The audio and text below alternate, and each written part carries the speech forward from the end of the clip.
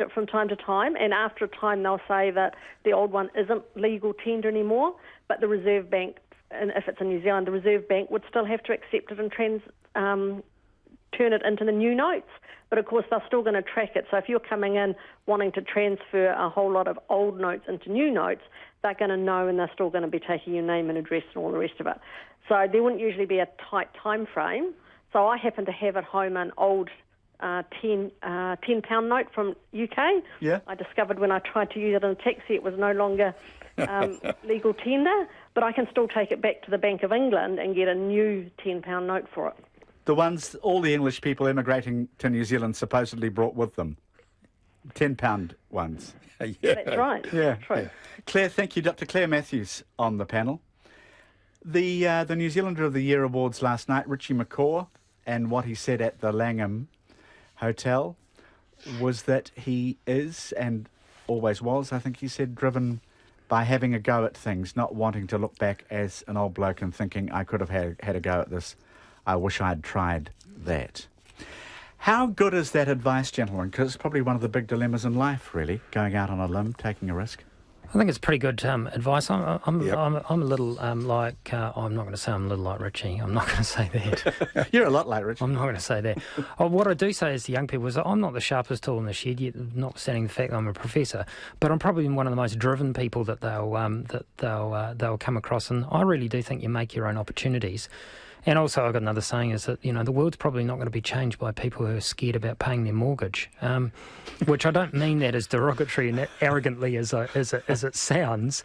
But the fact is that I think within all of us, we need to be able to take as much risk as we feel comfortable with, and perhaps even a little bit outside the amount of risk that we feel comfortable with. And the rewards, more often than not, are going to outweigh the detriment. And that is Richie's story of when I'm a granddad, I want my grandkids on my knee to say that your granddad has experienced some pretty amazing things about what it means to be a human being. Yeah, I think that's absolutely right. I think you do make your own. You make your own way.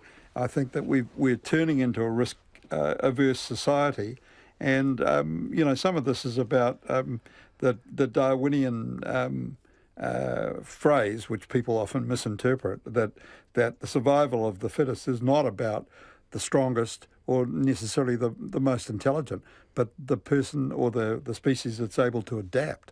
And being able to adapt is part of the thing about taking risks too, because you get out there and you see what's happening and you work your way through it. Yeah, John, I don't know if you agree or you in your experience, but in my experience, I find that people who take risk make other people feel very uncomfortable. I don't quite know. I do find that. I don't quite know why. I think it's because it exposes those people who are not willing to take risk, and they feel put on the spot. But it's not easy necessarily to take risks, not only within yourself, but you can find yourself sort of ostracised a little bit. You've got to have quite a strength of character. So taking risk is not for everybody, and it's something that really does take a strong will. There was an article recommended by Clark Gayford on yesterday's panel called "The Pitchforks Are Coming." It's by one of the truly rich men on the planet. I forget his name. It's worth Googling. And he was saying, apart from the fact that there's going to be a revolution, he was saying he isn't very bright. He can't write a line of code. He's succeeded because he has a tolerance for risk and a certain intuitive ability. That's Buffett. No, it wasn't Buffett. Buffett has said that. Oh, Buffett has said that. Yeah. But this is a younger bloke. Oh, right. But he's one of the 1%ers. Yeah. I mean, truly one of the, 0.1%ers. He's got and that's something, a lot of people say, if you don't incentivise the 1%ers, they won't become 1%ers, and I just don't agree with that. I'm not going to say let's give them an exponentially hard time, but actually, I'd pay more tax, if we're going to get back to that, and I'm still going to be a risk taker. Yep. It's not going to change who I am in my DNA. Chris Gallivan on the panel today. Thank you, Chris. Always a pleasure. That's all right. Thank you. And always a pleasure to talk to you too, John Barnett. Thank you. Somebody pointing out some of the cycle lanes in Auckland are bus and cycle lanes. So tomorrow they'll just be cycle lanes for the first time. And thanks for listening, everybody. We are back tomorrow, and Checkpoint with John Campbell follows.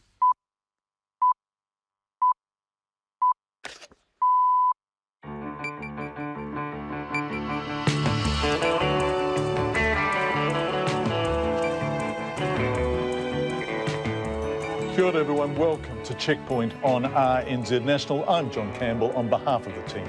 Thank you for joining us tonight. An arrest in the Palmerston North child abduction case. Change the flag campaigners call in celebrity reinforcements. No job, no income, no benefits, no explanation. We're in Southland where confusion reigns over 130 jobs.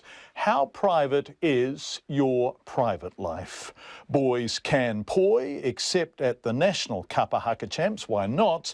Plus, the pop-up globe. Netball's moved to have a three-point shot, and Nona on a really big reporting day in business. All of that and more over the next 90 minutes. But first, here's Katrina Batten with RNZ News. Kia ora, good evening.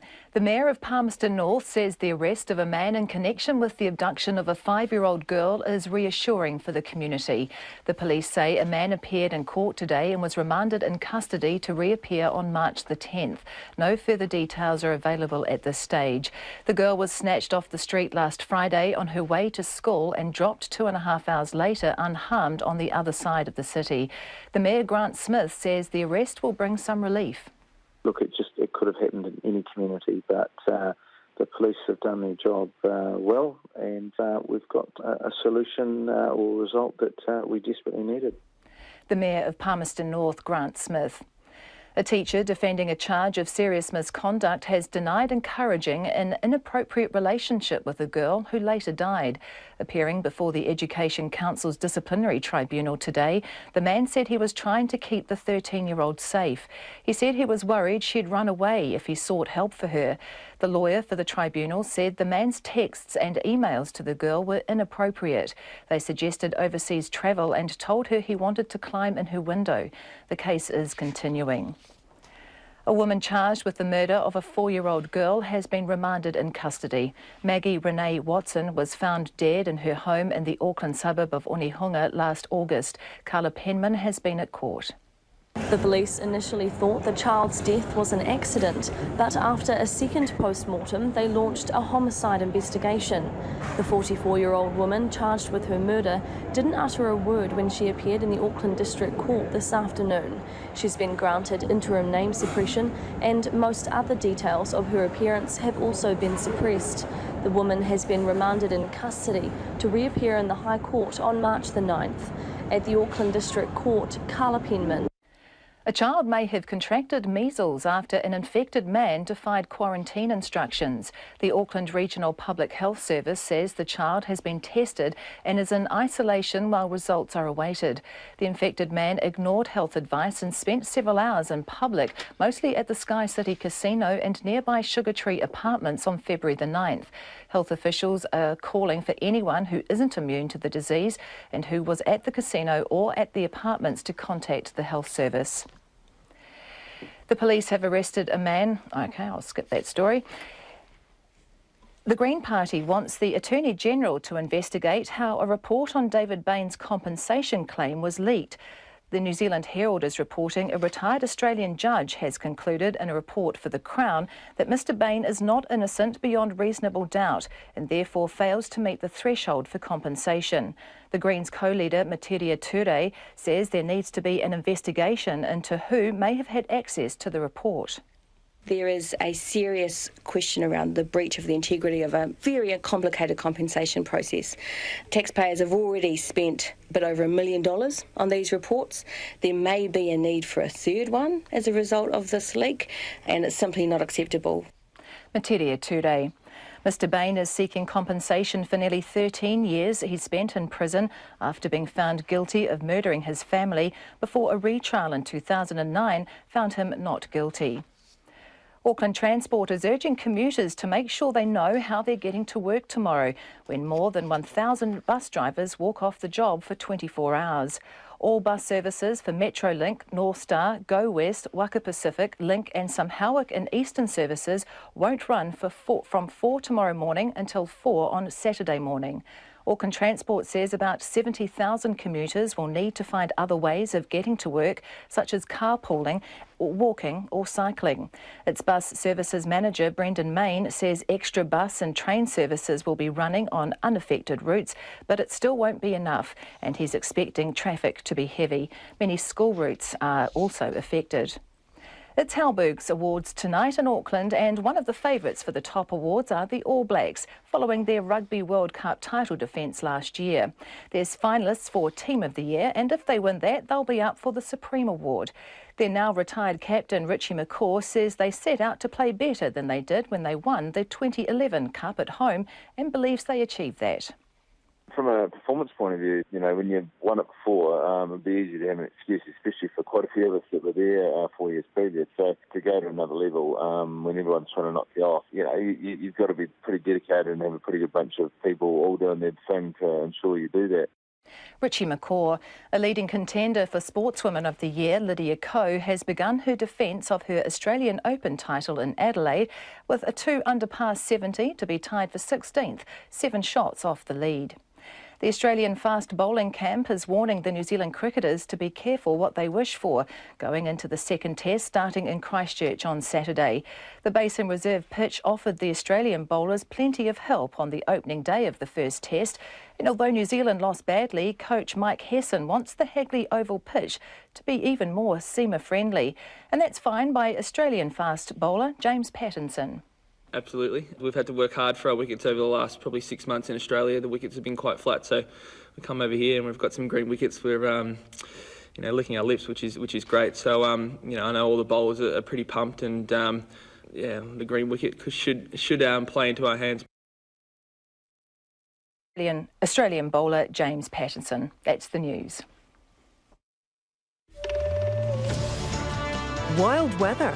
I'm expecting that we're going to get a lot of calls for trees, and we're going to hear about a lot of surface flooding as people wake up. Measles scare. We're not the sort of society where we've got armies of health workers going around ordering people and supervising them into quarantine. A secret meeting. It shows serious disruption inside the National Party on a matter which really has not captured the public's imagination. All you need to know. Guy Aspinall and Susie Ferguson, Morning Report, weekdays from 6.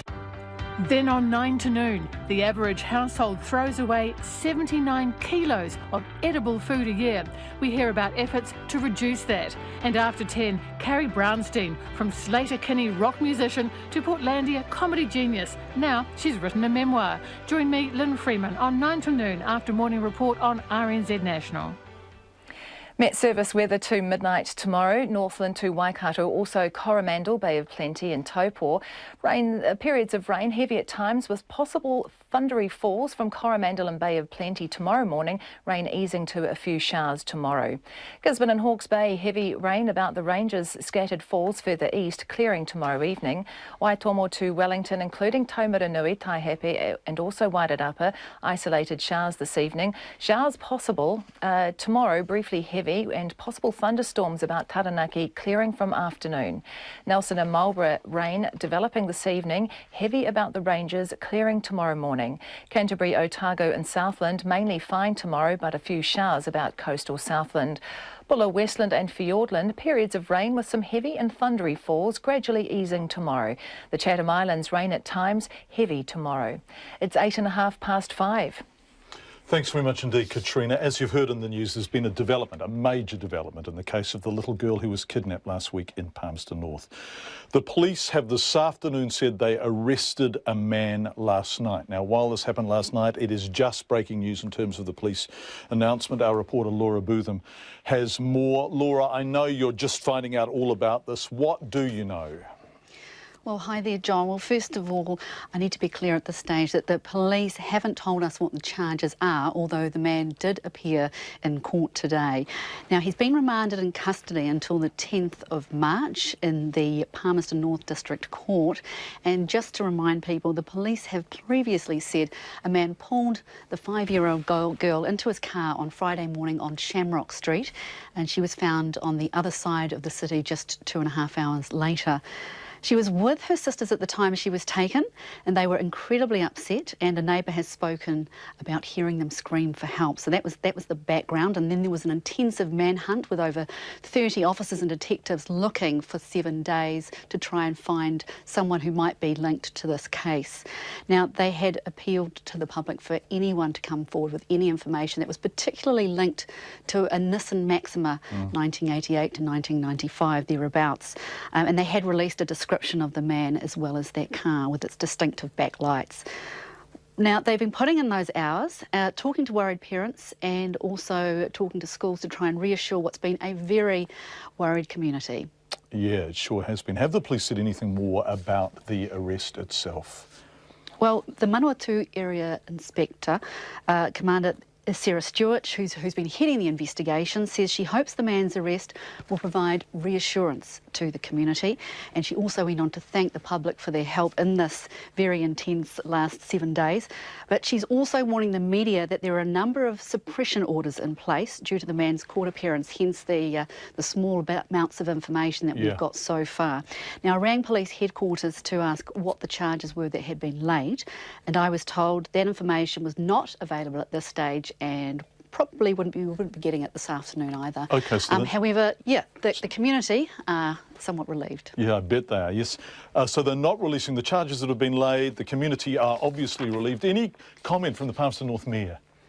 Well, the Mayor, Grant Smith, has made a comment. Obviously, he's only just heard about things, so he was pretty surprised, but happy. He welcomed the development, he said, and said the community will be relieved. Having said that, we don't know that this will be the person. They've only just been arrested. And he did say, though, he thought it was an isolated incident and could have happened anywhere, which is also what the police were saying.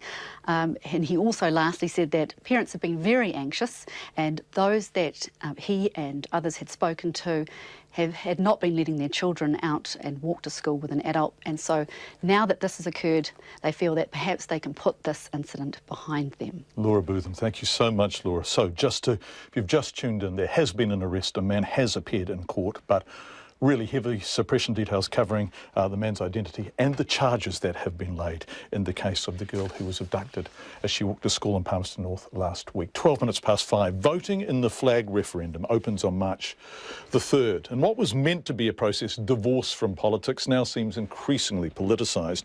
In Parliament itself, those for change appear to overwhelmingly come from the National Party. Those against change appear overwhelmingly to come from the government's opponents. Our political reporter, Benedict Collins, asked national MPs as they crossed the bridge today which way their vote is going, for the flag we have or for change. For a new flag to look to the future. We're not a vassal of Britain anymore, we're our own country and we need to express that on our flag. Actually, to be honest with you, I haven't made up my mind just yet because my first preference was the fern with the red and the blue. Yep. And of course that didn't make it through, so now I've got to reconsider. I'm voting for the new flag. The old flag is fine, but it's had its day. I mean, I think it's very much tied to our colonial past. I've always been in favour of the silver fern being an emblem of New Zealand, and I like the design. Our current flag, yep, it's got our history and our heritage, but doesn't reflect our future of diversity. So for me, then I came to that point where I agreed we should have a new flag, and so I'm a supporter of the new flag. New flag,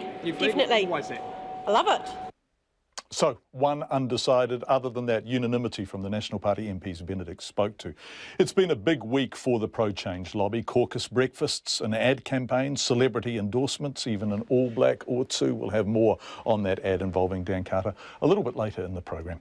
But perhaps the most consistently high-profile advocate of change has been the Prime Minister himself, who's worn the Challenger flag, not the country's actual flag, on his lapel for months now, often when representing the people of New Zealand. Is this appropriate? I went to ask the Prime Minister at the sod turning ceremony for Sky City's National Convention Centre, and lo and behold, he was wearing the Kyle Lockwood flag. Prime Minister, you're wearing the flag? I am.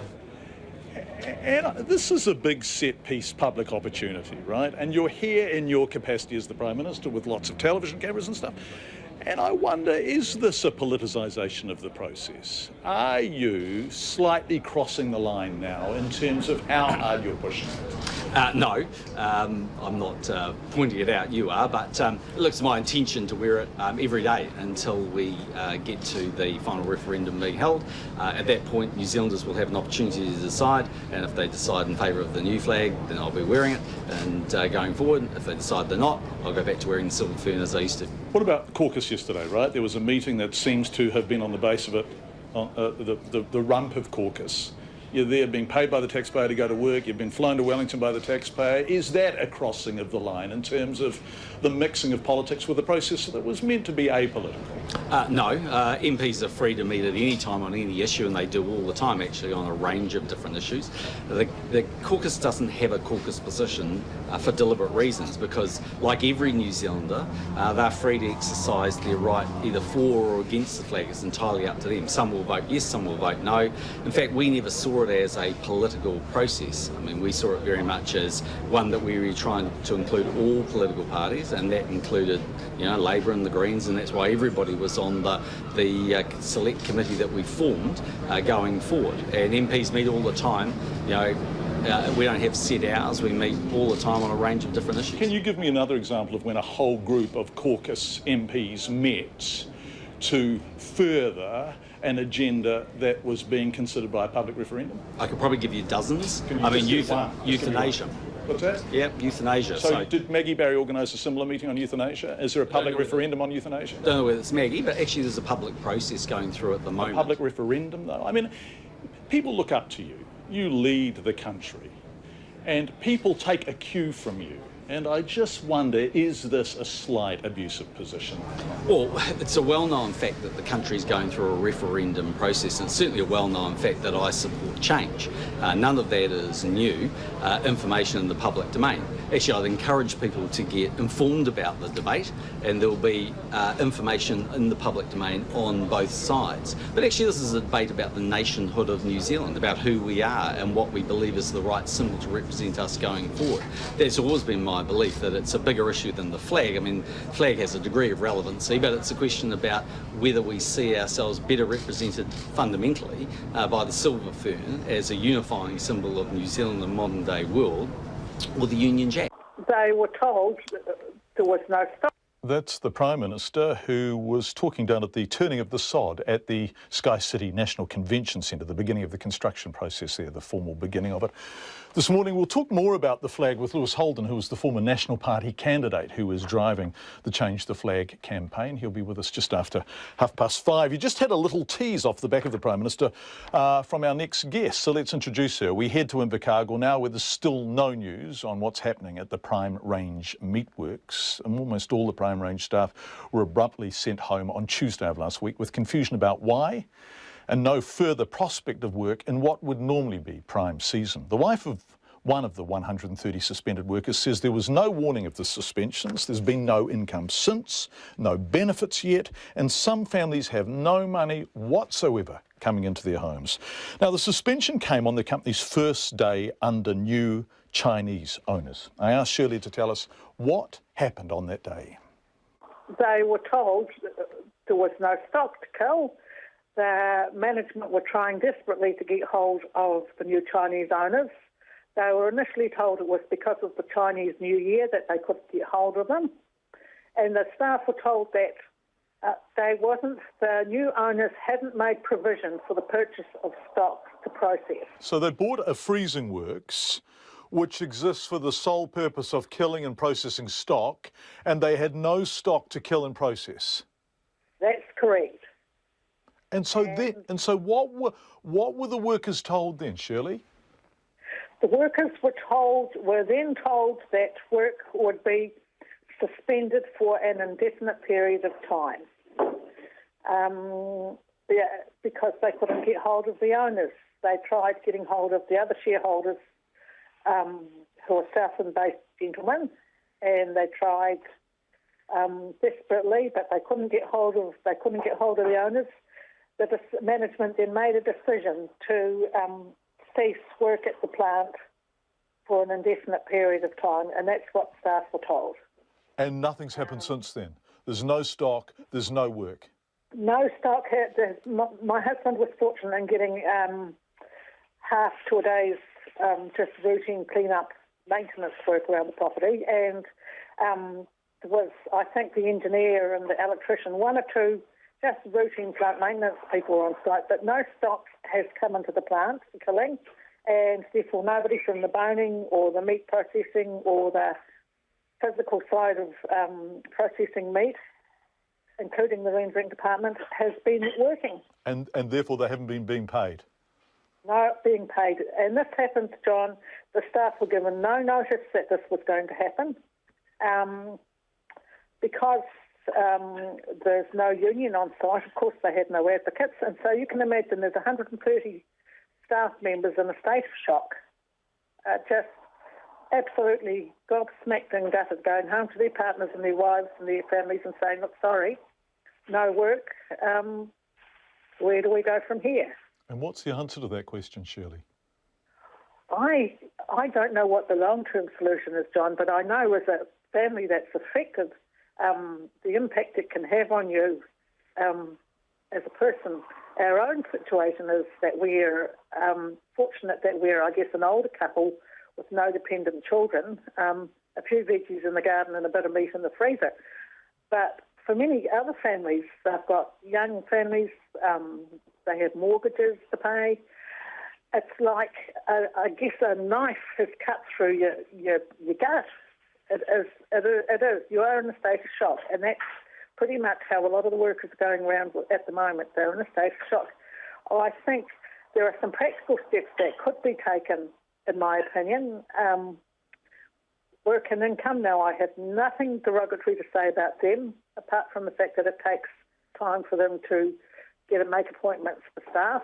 But they could, my understanding is they could reenact the emergency clause, which is the clause, emergency benefit clause, which is the clause, John, that they put on when there's a drought or when the farmers are in strife and the Minister of Social Development stands up and says, look, this is declared as an emergency, and they could declare that this meatworks shutdown as an emergency, which means that instead of having to wait for a stand-down period when applying for benefit, instead of having to produce 3 months' worth of pay slips and paperwork enough to fill an encyclopedia, they can fast-track it so there's no stand-down period and there's no waiting, and those workers can receive immediate assistance. Right, so Shirley, I want to clarify this. They're not being paid and they're not receiving benefits yet. No. So I believe some of them have applied for benefits. So I can't speak on behalf of all of the workers, John. So, but if they're still applying for benefits, if they're still going through the paperwork, if they're still going through the process, and they're not being paid, these homes where the sole breadwinner was at the works have got no income at all at the moment. That's true. It's 130 families affected in Southland. Which is really tough in that community, isn't it? It's incredibly tough in the community, and particularly in the Southland community where you're dependent. I mean, not everybody has the luxury of 2 incomes in a household, and some people choose to stay home and look after the children, and in some cases work is not that easy to come to. In our situation, for example, in the 50-plus age bracket, and you take what you can get and be very grateful for it. The time is 23 minutes past 5 on Checkpoint.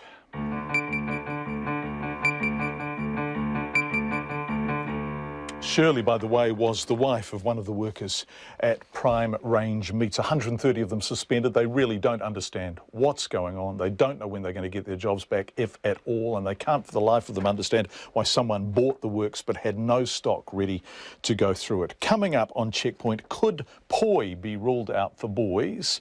Why a row is brewing over decision to ban all boys' high schools from doing poi and all girls' high schools from performing the male haka. That's coming up next, actually. I'm fascinated by it. Later in the program, the Trans-Tasman netball competition considers 3 points for a goal. That's from far out, like basketball. And we're inside Auckland's pop-up Globe Theatre. We're also going to look more at the flag, the referendum, and we're going to talk about privacy, transparency. How much do people know about you and how much information can they gather? That's a fascinating subject. A storm is brewing in the world of Māori performing arts. Oh, and you can give feedback, and we are delighted to receive it. I say this because it's gone up on the screen. Text 2101, email checkpoint@radionz.co.nz, and our Facebook and Twitter addresses are Checkpoint RNZ.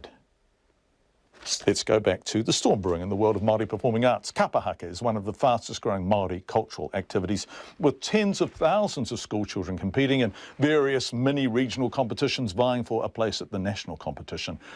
It's intense competition too, the standard very high at the Nationals, but a rule change which effectively rules out poi for boys has been slammed as sexist.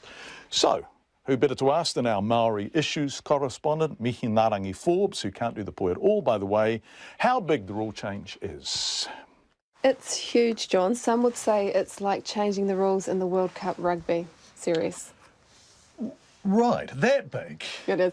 Well, you know, so the kids these days, there's thousands of our kids in secondary school that compete in regionals, and then 39 teams are picked from across the country, the best of the best, and they perform at the Nationals. Fiercely competitive. Fiercely competitive, about 1,500, and up until now, everyone has done the poi, the haka, the entrance, the exit, the choral, and the rest of it. And you can see, if you're listening to the radio, we're playing some pictures of Hatu Pauda doing the poi.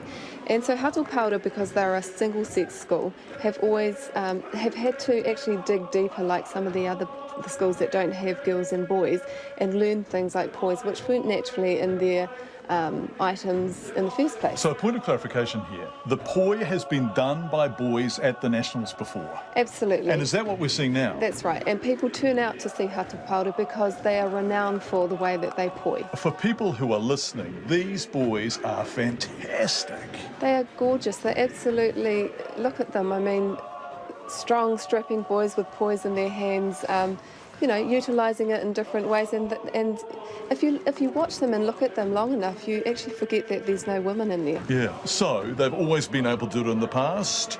They can't do it now. What are they being asked to do instead? So there's a rule change, and it's blowing up on social media and around the kapahaka. The proverbial, the poi is hitting the fan? The poi has hit the fan.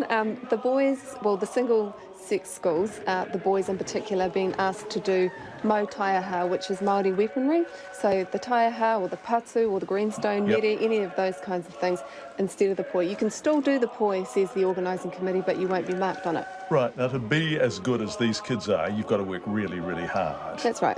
So you know, groups are in hiding. They don't tell anyone about the tunes that they're making up or the actions that they're designing. And so Hatu Pauda, for example, would have been learning for a long, long time by now. And who was speaking out really strongly against this rule change? So John Tamihere, urban Māori leader here in Auckland, also a father of a Year 12 student at Hatu Pauda, has come out, and he's been talking with the school executive, and they're threatening legal action.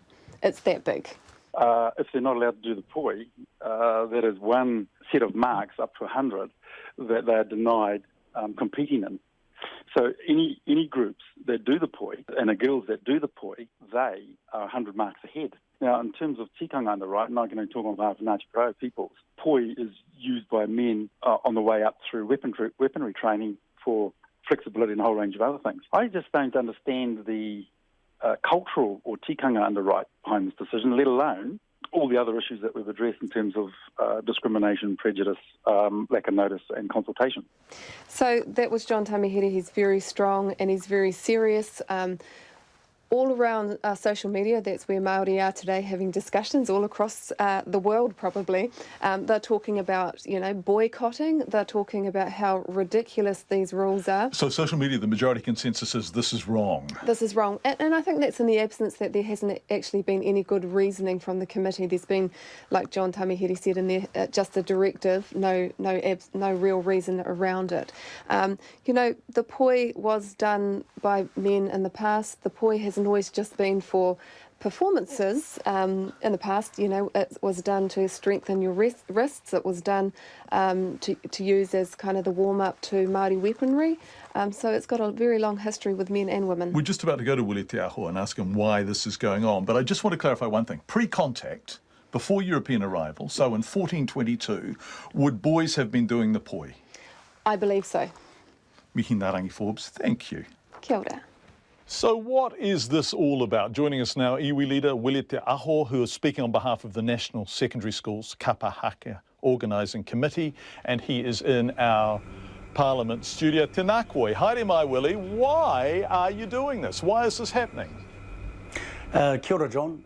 Firstly, in September, the rules for the upcoming festival were put out, and the 14 regions were asked to come back with their suggestions on the rules. That National Committee met on Saturday the 13th of February. They had a robust discussion on the issues, and one of the rule changes that came out is the one that's being complained at this time. Okay, why?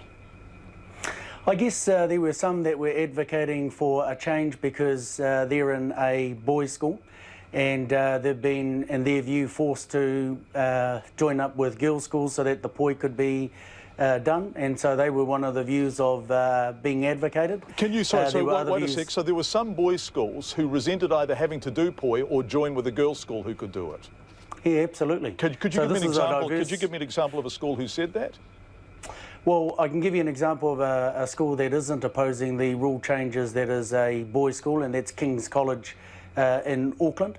I can't identify the regional representative that spoke on behalf of her school, but I can say it's a diverse discussion. There's overwhelming anger, outrage, disappointment, hurt, bewilderment and objection to this change on social media, and from everyone Mihi Narangi and her colleague Shannon Haunui-Thompson have spoken to today. Yeah, look, John, I think the key thing is that the rules were unanimously passed on Saturday. You are right, there has been some criticism, and one school in particular has mooted the idea of taking legal action. Ultimately, this is a board with 14 rohe represented, and if the majority of those rohe say, hey, we need to rethink this, we need to go back to the drawing board, then that's exactly what will be done. Is it sexist, Willie? Is it? No, absolutely not. I mean, I'm from Te Whānau Apanui. Te Whānau Apanui men do the poi in their bracket. Did you do the poi growing up? I didn't, but I did do Maurako, and I did go to a single-sex school, Hatopetera College, which is strongly in favour of doing poi, right? Well, we didn't do poi in our time, we did Maurako, and so the rules were changed to allow schools like Hatopetera that may be single-sex. Clearly Hatopetera has boys and girls there now, but in my time it was only boys, and we couldn't win the aggregate because we didn't do a poi. And so the rules were changed to adapt to Maurako, and I think that that's a positive change. Willie, given the weight of the feedback and the passion with which it's being expressed, is this something you will reconsider, that the committee will reconsider? Oh, absolutely, John. We've got 14 regions, and if 8 of those regions come back and say, hey, look, the temperature in our region is such that we need to reconsider this, then our chair, Arihia Sterling, will call that meeting. But we're in the hands of our regional coordinators at the moment. I spoke with the chair for Hatopauda yesterday. I outlined to him this situation, and so there is room for change, but that's got to come back from the regions. Willie Te Aho, thank you so much for joining us. We really appreciate your time this evening. Kia ora, Willie.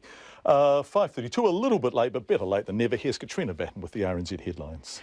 A man has been arrested in connection with last week's abduction of a 5-year-old girl in Palmerston North. The police say the man was arrested last night and he has appeared in the Palmerston North District Court to be remanded in custody to reappear on March the 10th. The girl was taken for 2.5 hours on Friday morning after being snatched on her way to school. A child may have contracted measles after an infected traveller defied quarantine instructions and visited Sky City Casino and some nearby apartments. Public health officials in Auckland say the child has been tested and is in isolation while results are awaited. The Green Party wants the Attorney-General to investigate how a report on David Bain's compensation claim was leaked. The New Zealand Herald is reporting a retired Australian judge has concluded that Mr Bain is not innocent beyond reasonable doubt and therefore fails to meet the threshold for compensation. Meanwhile, Justice Minister Amy Adams says she won't be considering the claim until she's heard back from people close to the case. A woman has been charged with the murder of a 4-year-old girl in Auckland last year. Maggie Renee Watson's body was discovered in her home in Onehunga in August. The Returned and Services Association says it will continue to fight for the existing flag despite many high-profile New Zealanders putting their weight behind the campaign for change. All Black great Dan Carter is among several celebrities to feature in a pro-change online video just 2 weeks ahead of the flag change referendum. The RSA says the flag is part of New Zealand's history. Auckland Transport is urging commuters to make sure they know how they're getting to work tomorrow when more than 1,000 bus drivers walk off the job for 24 hours. It says 70,000 commuters will have to find another way to go to work. We'll have more news, sport and weather at 6. Thanks, Katrina. It's going to be chaos. It's going to be chaos in Auckland tomorrow. Let's turn to business news now with Nona Peltier, who sensibly lives close enough to walk to work. That's right. I walk to work. Yeah, you're going to feel triumphantly virtuous tomorrow, Nona. Another busy old day on the reporting calendar. Yeah, it sure has been. We've had a lot of companies, a couple of big ones. Spark, biggest, of course. Also, the Port of Tauranga has also reported new plaques, which we heard of from earlier in the week with their takeover offer that they're considering. Steel and Tube, Skellerup. Holy moly, that's a big old day. Yeah, it was actually. And what's the general tone? Well, it's actually quite surprisingly good, in fact. Despite everything, and a lot of these companies have challenges, different kinds of challenges depending on what kind of company we're talking about, they're all expecting to meet or beat their last year's result. Right, so let's go through the companies. So Spark, their challenge, I guess, is how highly competitive the market they're operating Yes, is. and also how do you make money from a digital, economy and business? It's still a work in progress. So they're really quite nimble.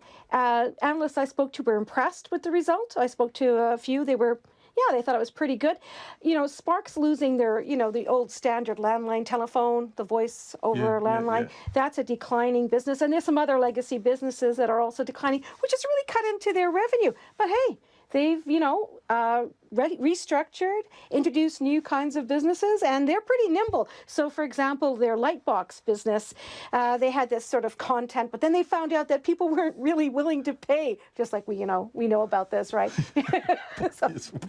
We know that people don't want to pay for content, especially content that's, a bit marginal. So they're going to open up their platform to take on other content providers to provide a platform. So they are evolving their business that's barely a year old. It's pretty interesting. Okay, Port of Tauranga, Newplex, Steel and Tube, Skellerup. Steel and Tube, for example, steel prices down, I understand that. Skellerup sell to farmers, well, farmer incomes are down. Yeah. So all of these guys have had some setbacks, but they've filed well and confidently. Yeah, they are confident. Even Skellerup, they're the one company today that reported that their share price fell.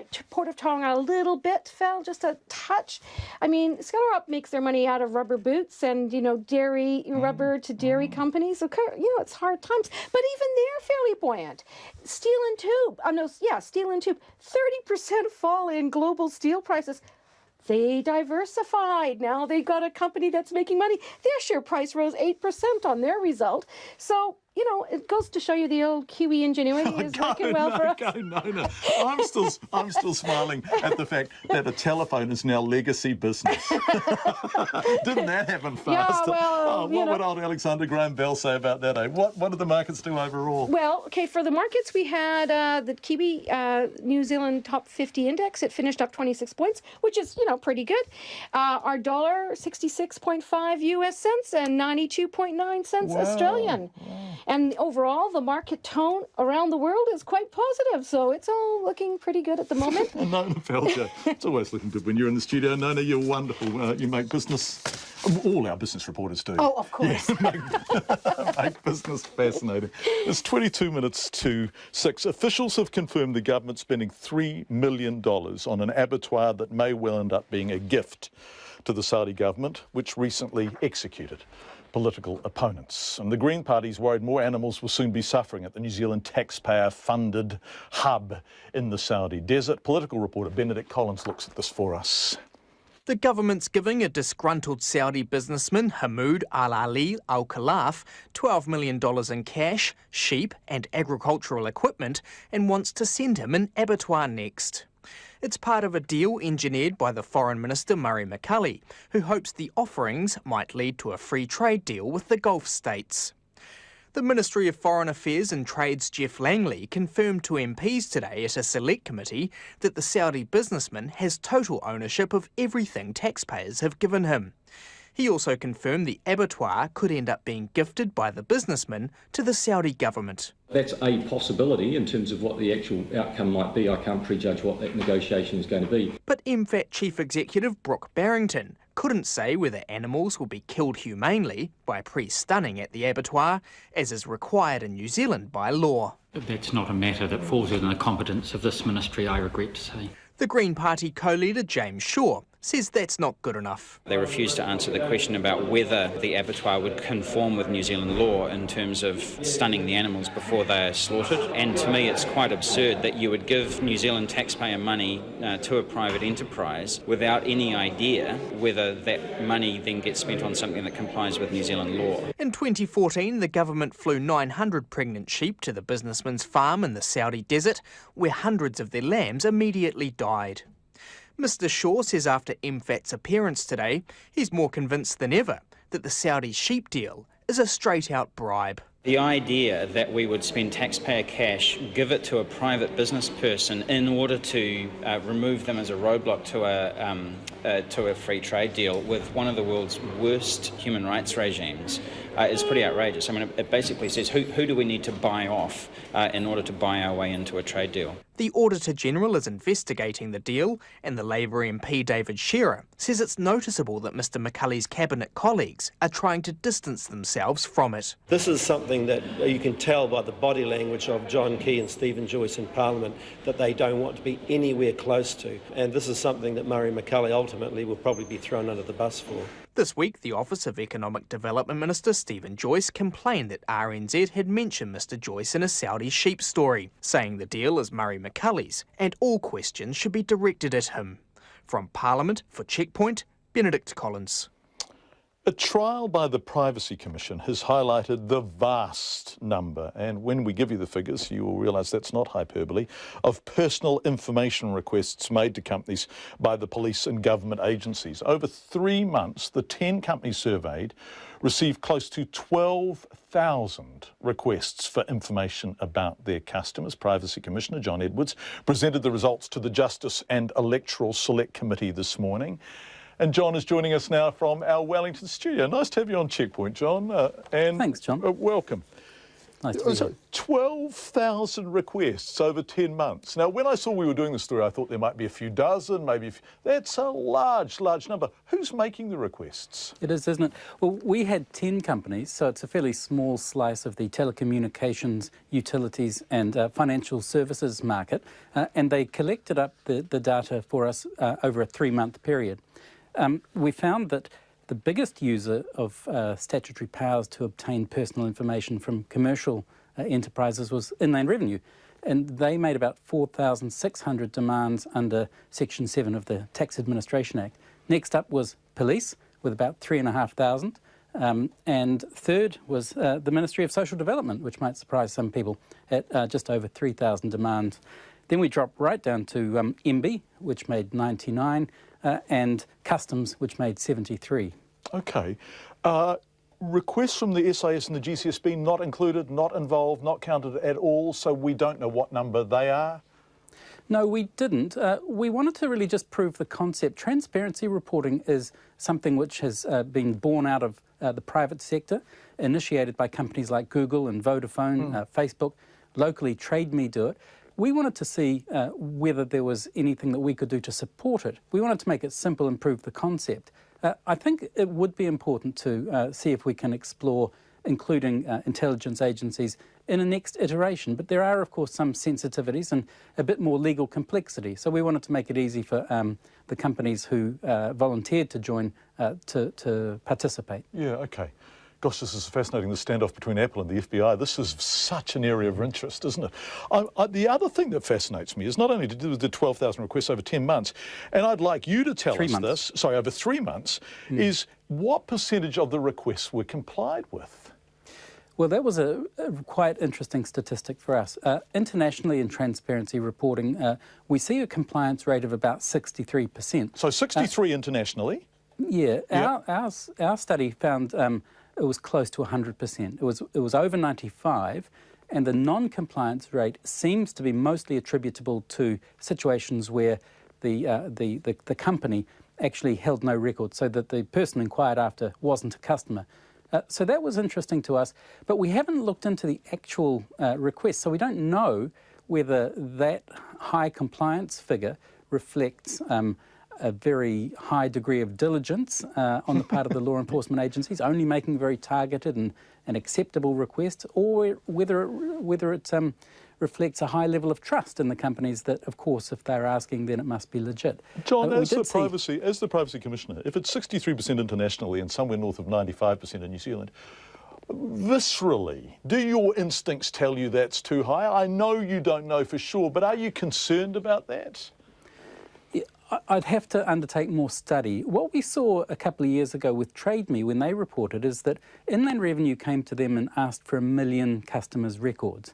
And Trade Me, to their credit, said, well, hang on a minute, that sounds a lot to us. And they worked with IRD and tried to understand what they needed, and ultimately, after a couple of iterations, ended up handing over, I think, some customer records of about 40,000. So that was an extraordinary drop, and I think that's what we are seeing overseas. We're seeing companies more and more pushing back and asking for a bit more justification. So I don't know whether we'll see more of that in the future here. We don't want to interfere with the legitimate work of law enforcement agencies, obviously, but there needs to be a clear understanding of the rules. Fascinating study. Privacy Commissioner John Edwards, thank you so much for your time, John. We appreciate it. It's 6:15 on Checkpoint. Auckland Transport is urging commuters to come up with a plan for getting to work tomorrow, as more than 1,000 bus drivers walk off the job for 24 hours. All bus services for Metrolink, North Star, Go West, Waka Pacific, Link and some Howick and Eastern services won't run from 4 a.m. Tomorrow until 4 a.m. Saturday. Mohammed Hassan looks at what is going to be a shambles. 3/4 of all NZ bus services aren't running tomorrow, leaving 70,000 commuters to find other ways of getting around. Auckland Transport says that inevitably means a lot more cars on the road, but they're trying to convince people not to take their vehicles. Its bus services manager, Brendan Main, says there are extra buses running on the unaffected routes, but it still won't be enough. We are expecting services to be a lot fuller, obviously, but we're asking people to plan ahead and consider what other options are available, such as travelling out of peak, sharing rides, cycling and walking, and also talking to their employers about what other options are available in regards to work tomorrow. He says there will be no lenience given to drivers who are caught taking the emptier bus lanes while driving through the inevitable gridlock on the roads. It's important to note that there are still a good number of buses actually travelling tomorrow, and the bus lanes are also used by cyclists, and we're expecting a larger number of cyclists to go on the bus lanes tomorrow. Brendan Main says the strike will affect school buses as well. The Auckland Girls Grammar School principal, Liz Thompson, says several hundred of its pupils won't be able to catch the bus as normal tomorrow. We've sent letters home to parents in the junior school, and we've spoken to all our seniors, and that they need to do all they can to get to school. All our school buses are affected, and we do have a lot of students who come from out of zone, and so there is a good chance that a lot of our girls won't be able to make it, or certainly won't be able to make it on time. Workplaces across the region are also vigilant. The Warehouse Group says it's told Auckland staff to carpool to work to avoid traffic or work from home if they're able to. And it seems many commuters are aware of the strikes and are getting their backup plans ready. Maybe I'm catching a train. Yeah, but it's about 20 minutes walk from my home to the train station. I know it's hard, but still have to do it. I'm going to have to try and negotiate with one of the guys from work to see if he can pick me up. I'll have to wake up about 2 hours earlier. I'll be carpooling with my girlfriend. I live at Waterview, but I got to get to Point Chew. I'm going to walk to the nearest train station. It's a good 20-25 minutes walk for me, and it really scuppers my day. Those catching a flight needn't worry though. Auckland Airport says Skybus and the 380 route will both be running as usual. For Checkpoint, Mohammed Hassan.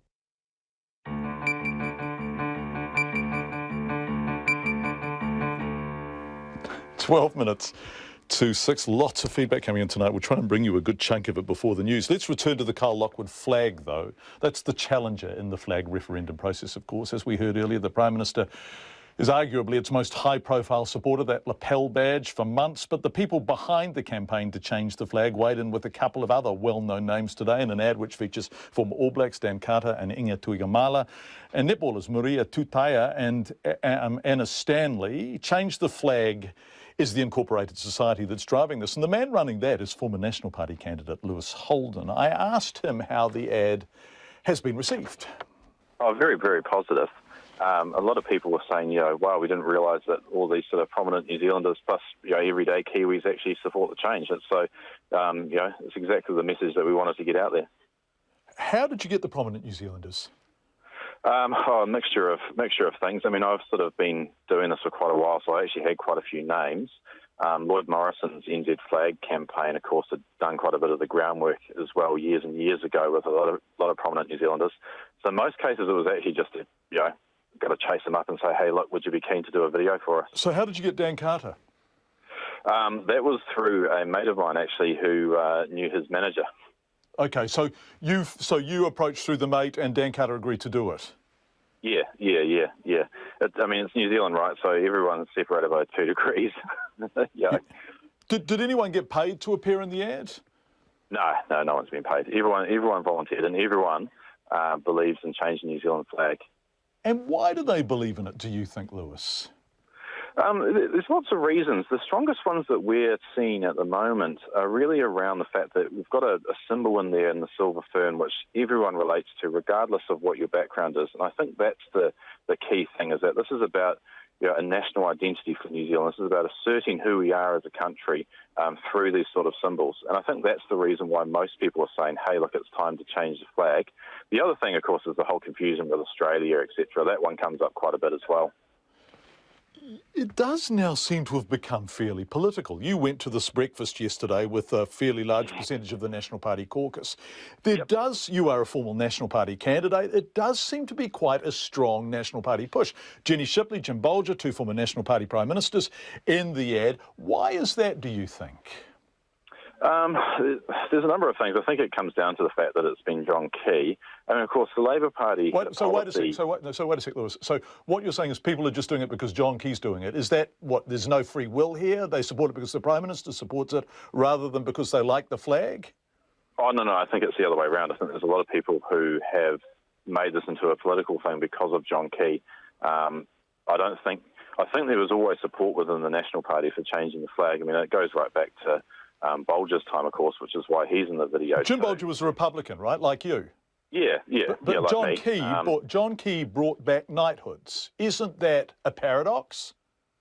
It is. I mean, obviously I've got my own views on the head of state issue, but the main thing is I think that we agree on having the referendum on the flag, and that's what, I mean, I've been campaigning on this issue way back since I was a pimply-faced university student in 2003, and we got 100,000 signatures back then with Lloyd's campaign to bring about a referendum. So, for me, this is a fulfilment of that campaign that, kicked off all those years ago. And how do you think you're going?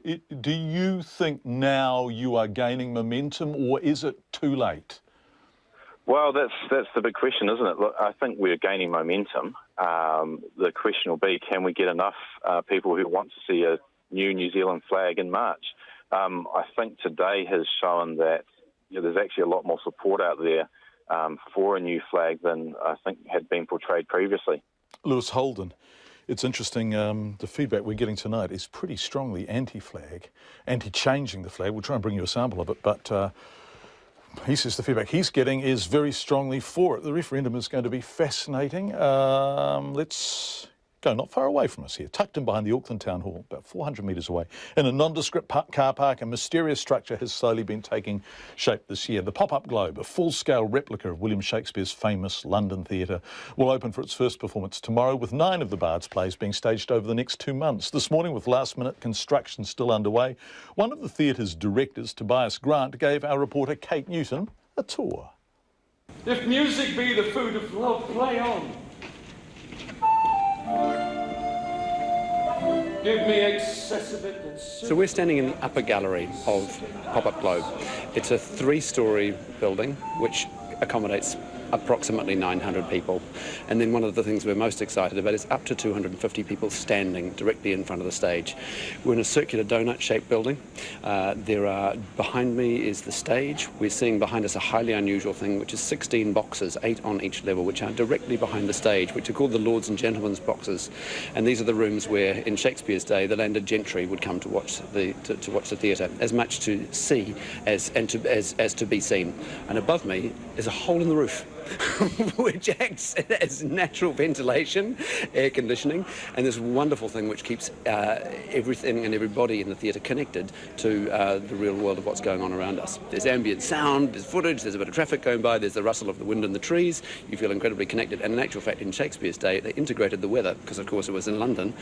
When they were performing The Tempest, it would be ideal if there was a storm. Right, because I was going to say we've had lots and lots of rain in the last 24 hours in Auckland. Look, the whole experience is going to be completely unique because this theatre has not existed for 400 years. And there are replicas all over the world, there are many of them, but this is a world first. Work from leading research from a team at the University of Sydney with whom we've worked extremely closely, Dr. Tim Fitzpatrick and his team. The building is correct to his dimensions by about 10 mil.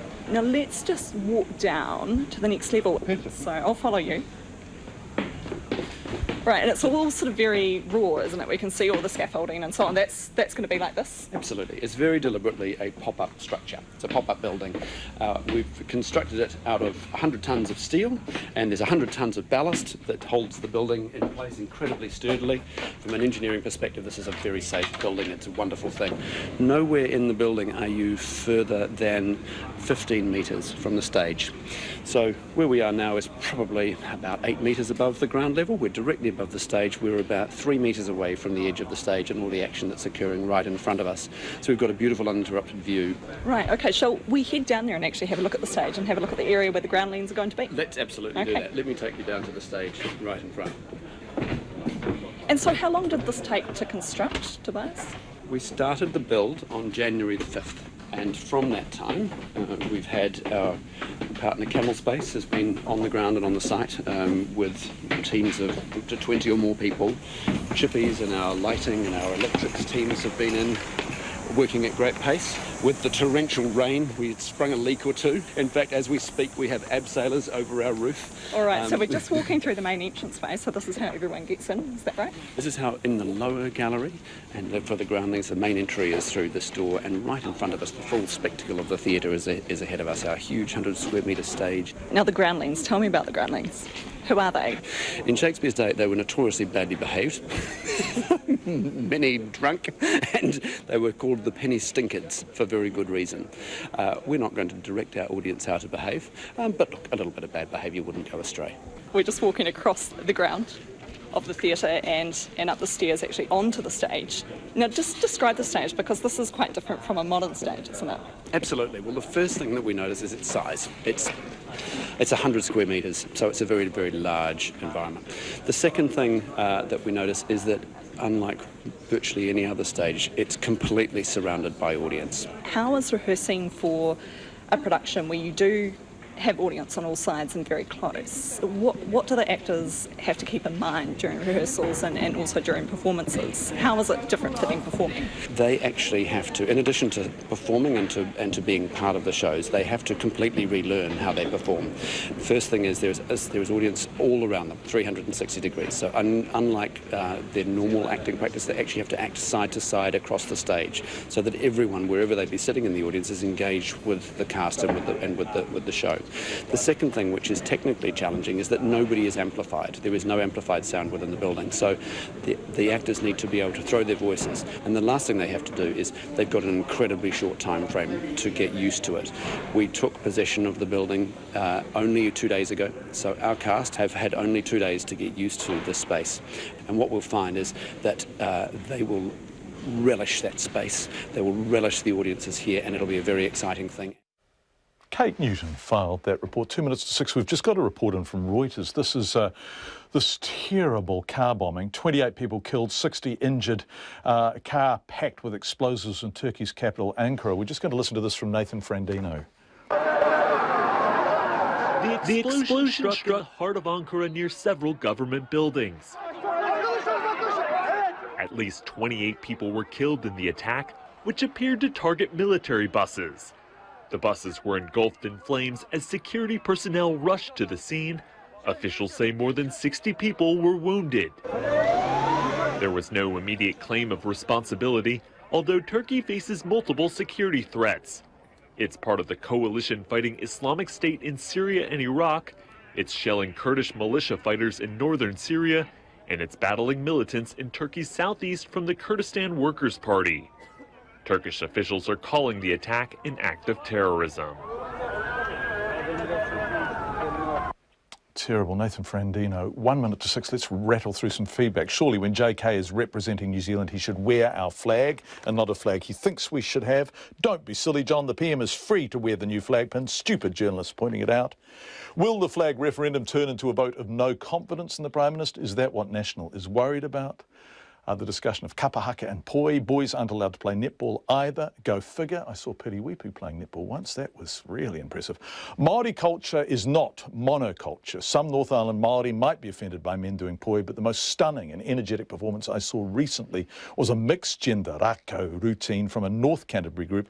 Māori culture is a living culture and can grow and change with the times. So, Owen asked to conclude. Lots of wonderful feedback this evening. Is John Tamihere calling for a boycott or a boycott?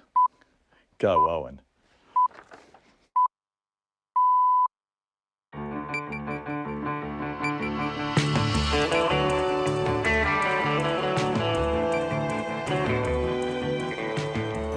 You are with Checkpoint on Radio New Zealand National, RNZ National. Half an hour to go. In the next half hour, we're going to look a little bit more at the flag. We're going to go up to Tonga and look at the weather that is approaching nasty. We're going to look at netball. Should there be three-pointers in the game? And amazing cancer research being done here in New Zealand. All of that and much more in the next half hour. But we begin with Katrina Batten with RNZ News. Ngā mihi nui, good evening. The wife of a suspended Invercargill meat worker says they were gobsmacked to find out the plant was closing indefinitely.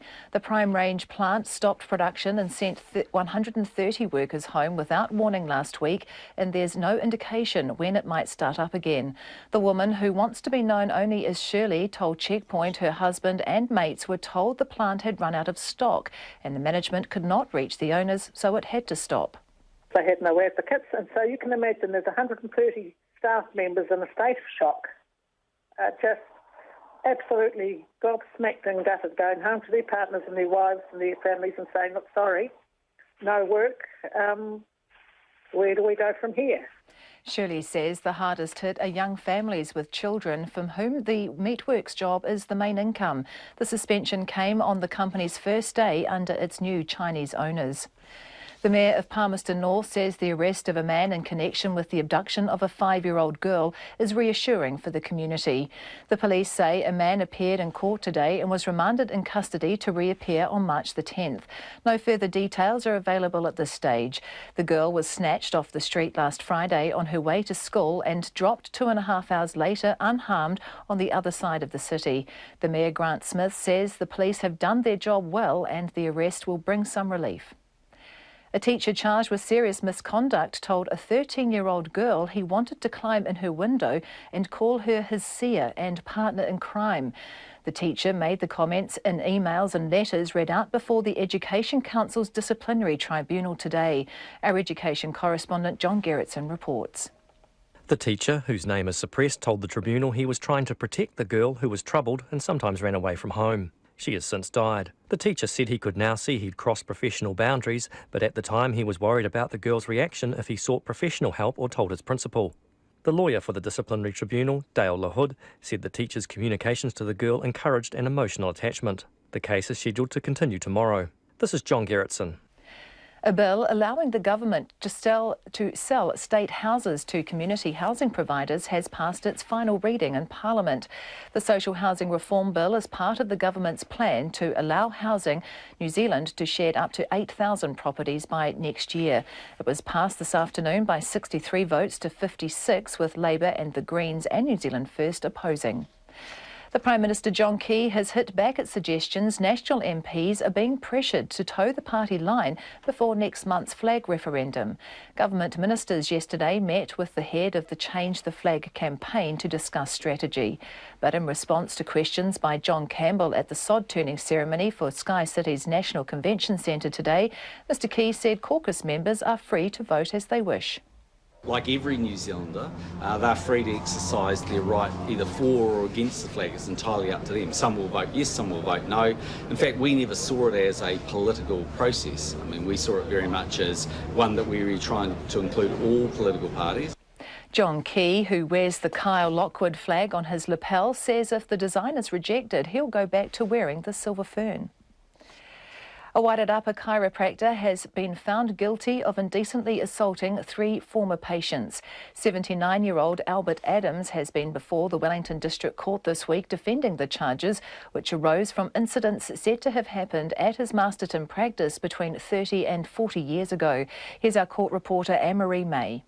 The 3 patients were all being treated by Albert Adams for back injuries, but the Crown said he touched their groin area under the pretext of clinical concern. In her verdicts this afternoon, Judge Jan Kelly said all the Crown witnesses were credible and reliable. She said she was satisfied after hearing professional evidence from a doctor that having patients remove their underwear and touching their genitals was not part of normal procedure and would have contravened the chiropractic standards at that time. Judge Kelly convicted Adams on all 3 charges and remanded him on bail to be sentenced next month. This is Anne-Marie May. In sport, the Halberg Awards take place tonight in Auckland, and the All Blacks are among the front-runners for Team of the Year and the Supreme Award should they win the team honour. Now retired captain Richie McCaw says one of the things he's proudest of from their World Cup defence is how the team conducted themselves both on and off the field. He says they wanted to earn respect in England for their overall conduct and feels they achieved that.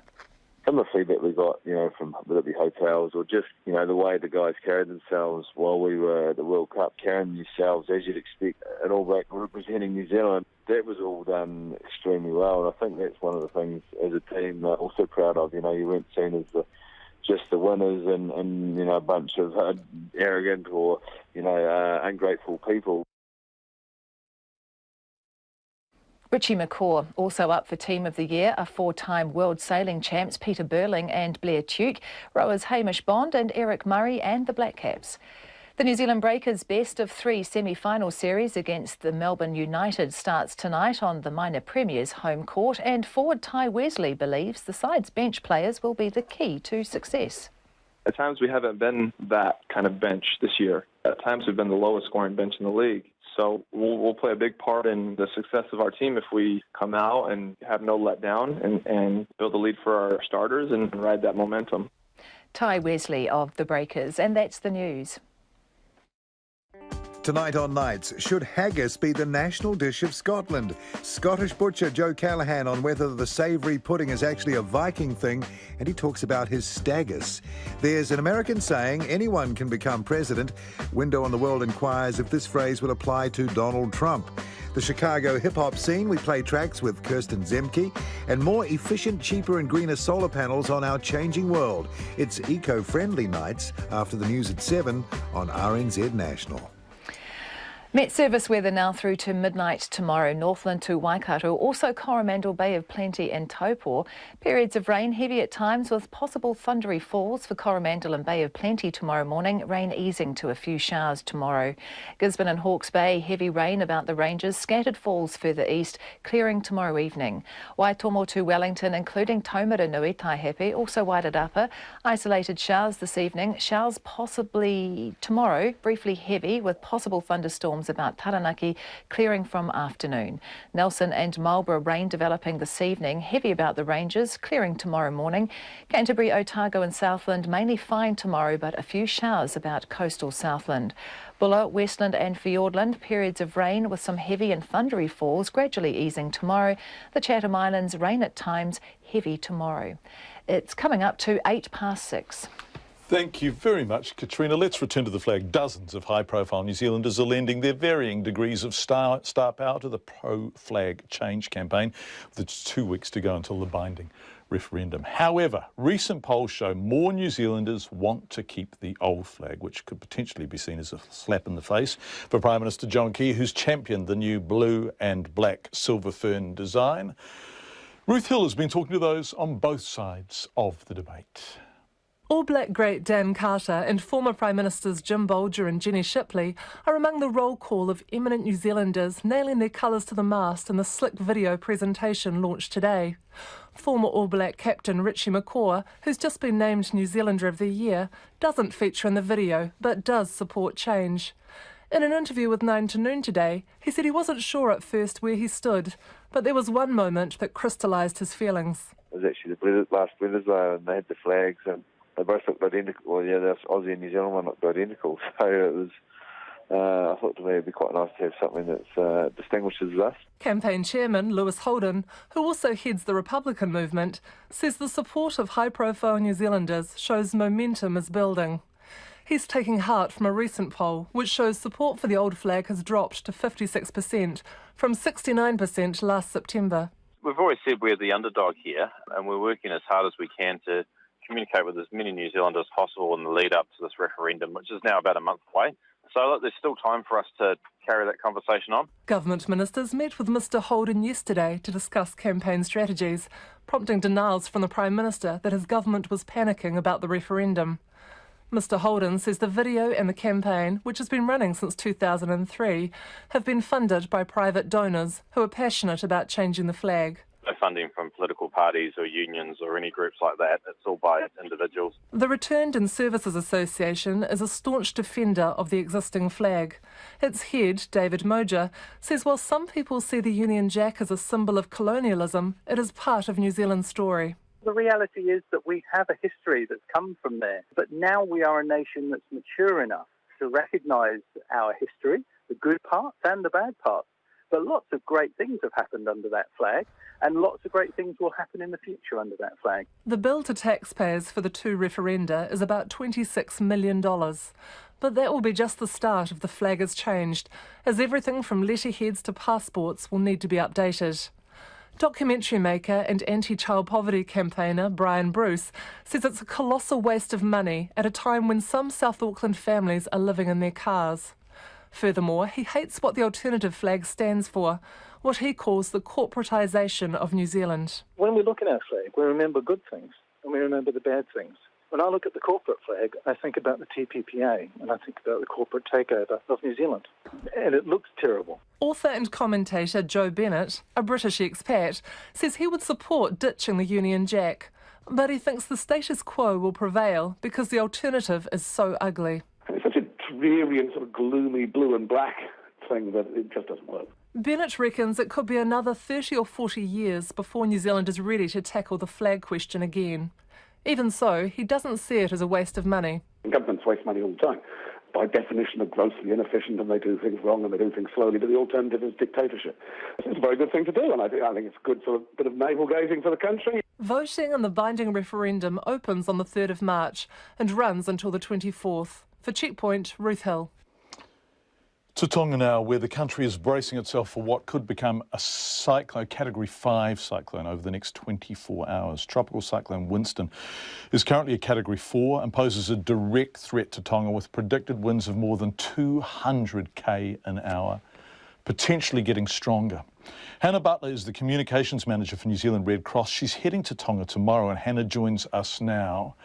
Will you even be able to get in, Hannah, do you think?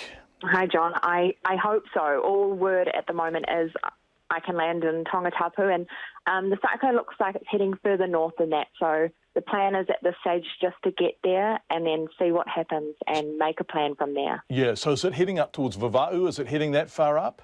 Yeah, it is.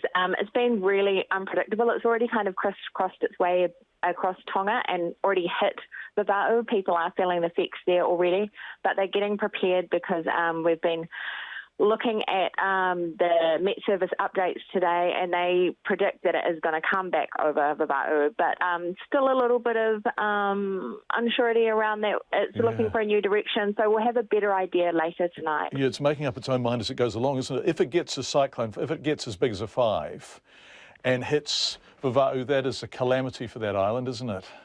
Yeah, it really is. Cyclones are really destructive. That you can see and think about the immediate effects. Everything goes down, people lose their houses, but leaves a lot of long-term effects. Cyclone Ian hit the Hapa Islands of Tonga 2 years ago in January 2014, and there are people there still feeling the long-term effects of that cyclone. So there's immediate effects, but we know that it will last much longer than that.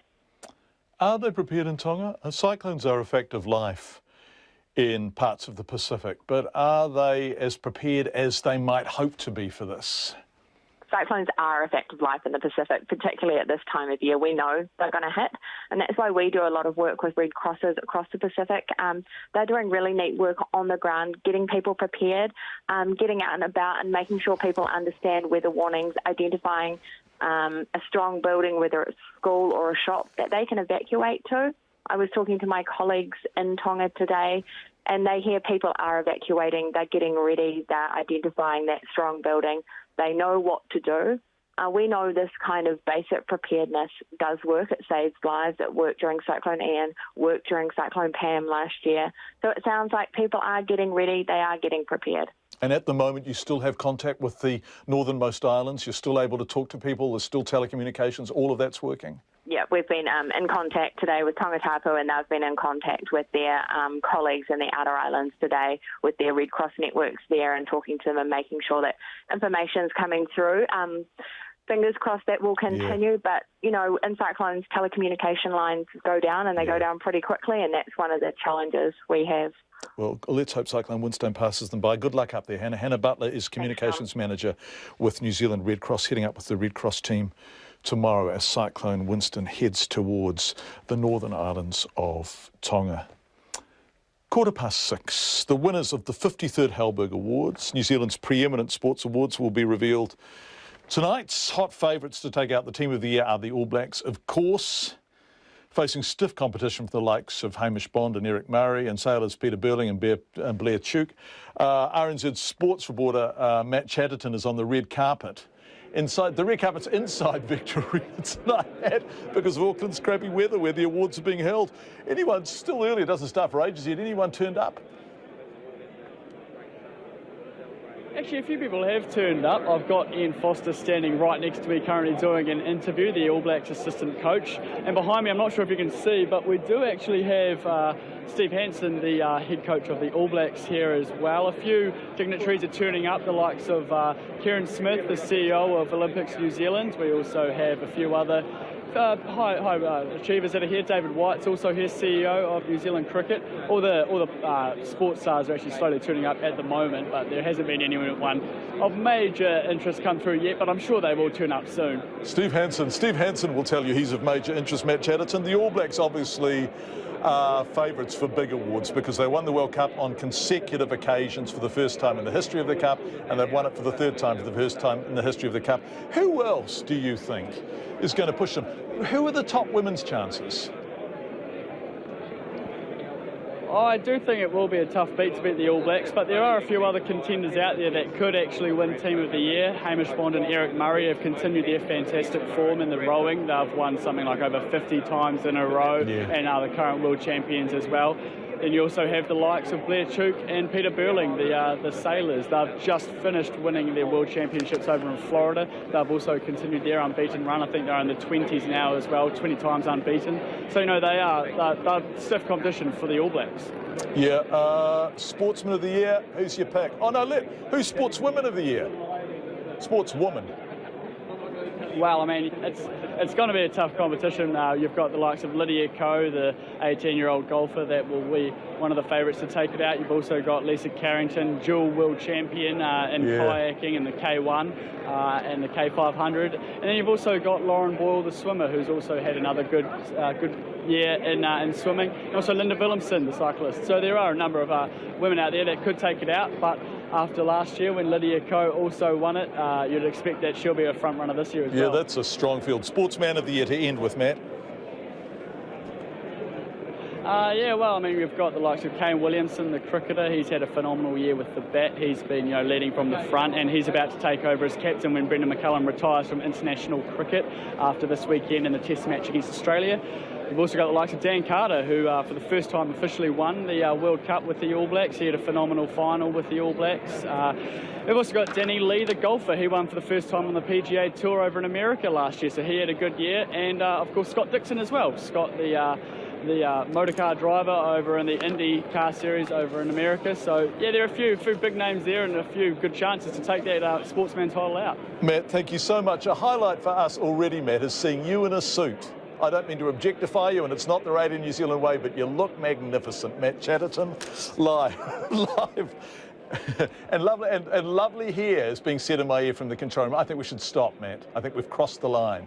Matt Chatterton, Auckland sports reporter, seldom seen in a suit as Matt, and I think he cut a magnificent swathe in that suit. We're going to keep talking sport. This is a story that's really fascinating. The three-point shot has excited basketball fans for decades, and it's been at the heart of many of the sport's most memorable moments from way, way out. And now the Trans-Tasman netball competition is considering adopting the rule. The three-point shot will be trialled in a pre-season ANZ Championship tournament being held in March, where the current shooting circle will have a coloured area near the edge, and any shot taken within that zone is going to be worth 3 points. A player who represented New Zealand in both netball, 64 tests with the Silver Ferns, and basketball is Donna Wilkins, who sports fans will remember as Donna Loughagen. And Donna, you're on the line from Southland now, I think, are you? Hi, Donna. Hi, how's it going? I'm actually in Wanaka and I'm hiding outside because just in case my kids start screaming in the background. Mum, what are you doing? Yeah, exactly. So I'm hiding and it's raining, so to try and get away from them. So I apologise now if they start running outside. OK, we really appreciate you doing this. What do you think of the idea of the three-point shot?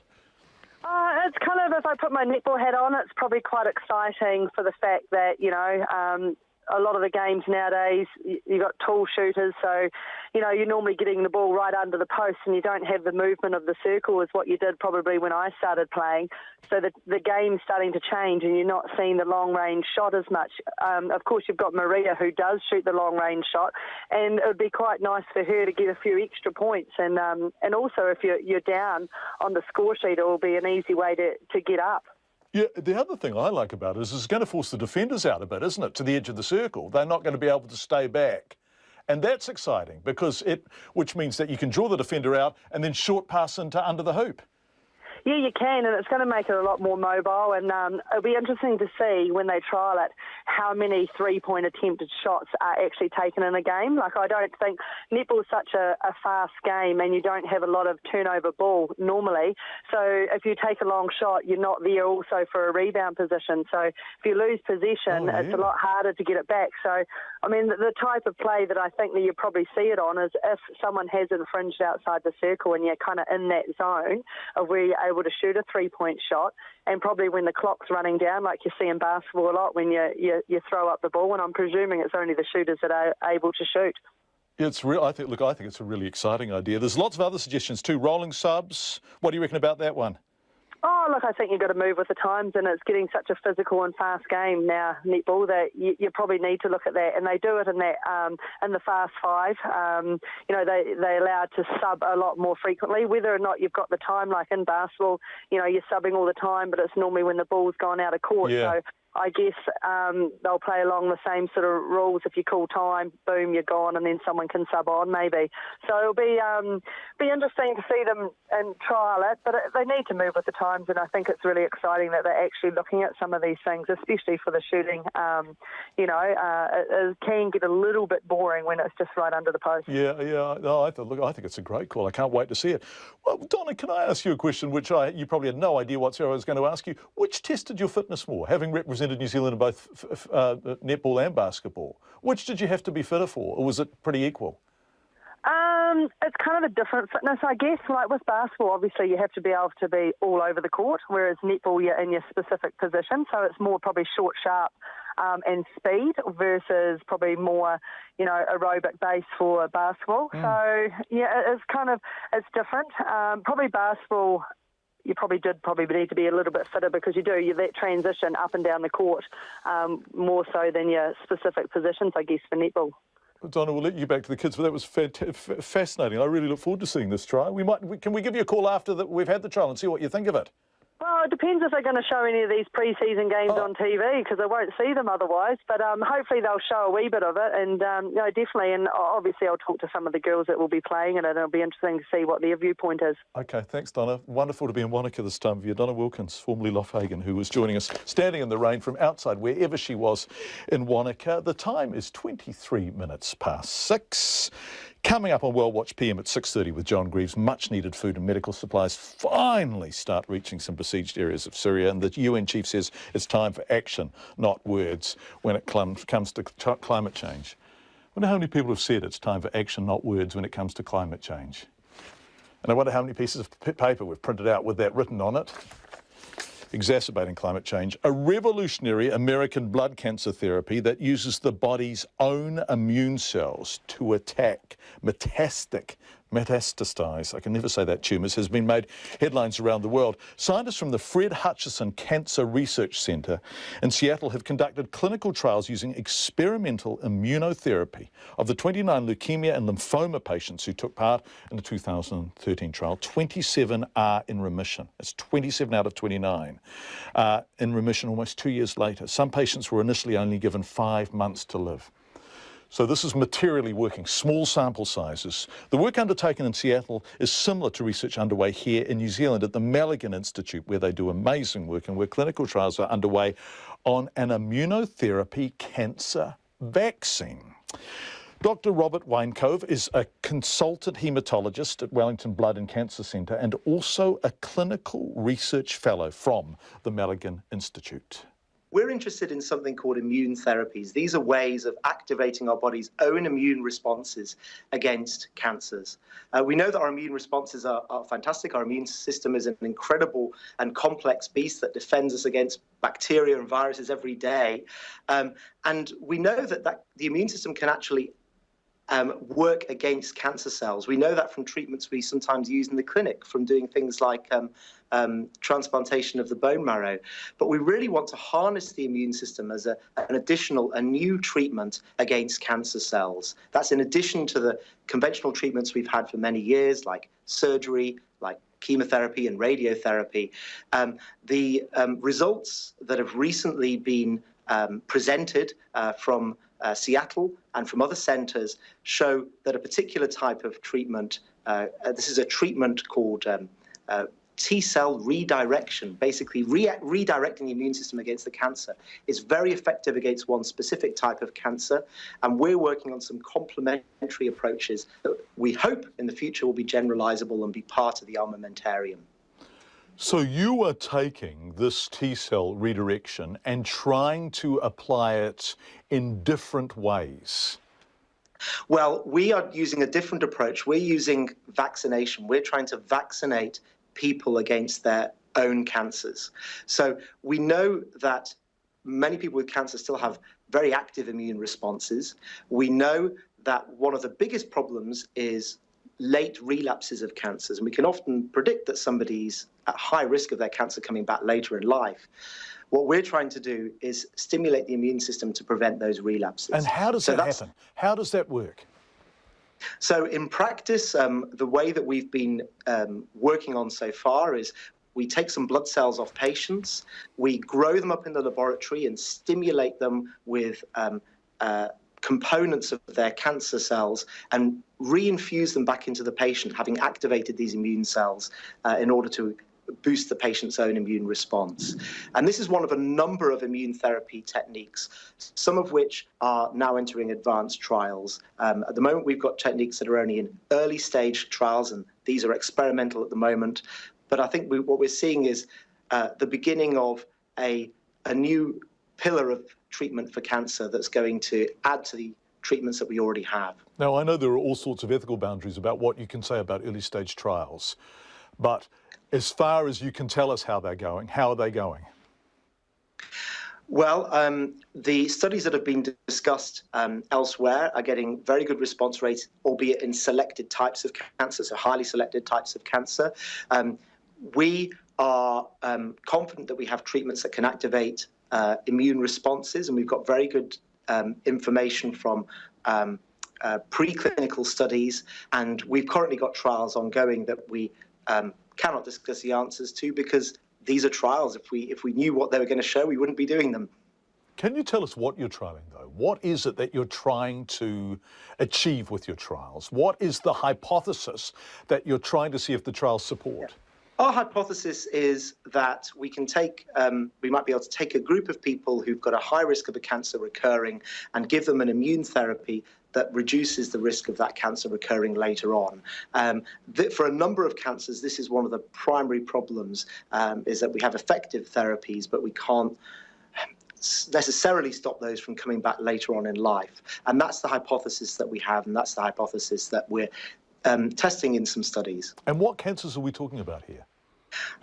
So far, we at the Malaghan Institute have been looking at melanoma. We've also previously done trials looking at glioblastoma and a type of lymphoma. We're a modest-sized institute. New Zealand's a smaller country, and some of these other breakthroughs you're hearing about are from multi-billion-dollar institutions. So we can only run 1 or 2 trials at once. So what we don't have is something we can offer as a cure-all for everybody. But we're really interested and excited at the results that are coming from some other centres, and we watch those all the time with great interest. Fascinating work being done at the Malaghan Institute, and we will update you once they are formally reporting back on those trials. Just about 45 seconds to go. One long piece of feedback from Terry Clements, who says, "Re the flag, John. Hayden Padden, our successful motor rally driver, is indicating he's experienced confusion with our much respected near neighbour's flag and seen it used in a circumstance when it should have been a New Zealand one. Do people not take on board that a mainline Commonwealth country, Canada, changed their Union Jack 50 years ago? And all the same negative comments would have equally been trotted out there at the time. Canada, however, has had a flag which is unique and can't be confused with any other country. Surely one of the important aspects of a flag is that it should be distinct from others. Isn't it time we had a unique and distinctive design also?" Terry Clements. Thanks, Terry, from Whangarei. I think people agree that the flag should be changed, and probably greater numbers that they like the flag. Joe Bennett, who was on Ruth Hill's piece after 6, just said it's a bloody ugly flag. Time for World Watch.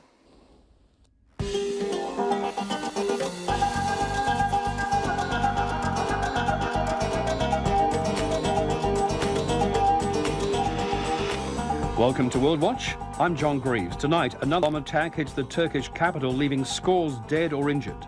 China admits to missiles on disputed islands in the South China Sea. And the polls open for Uganda's presidential election. Those stories and more in World Watch PM.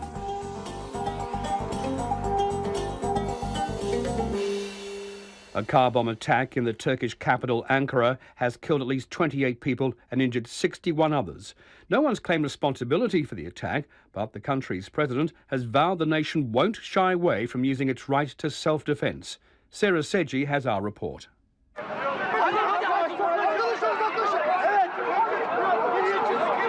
For Turkey,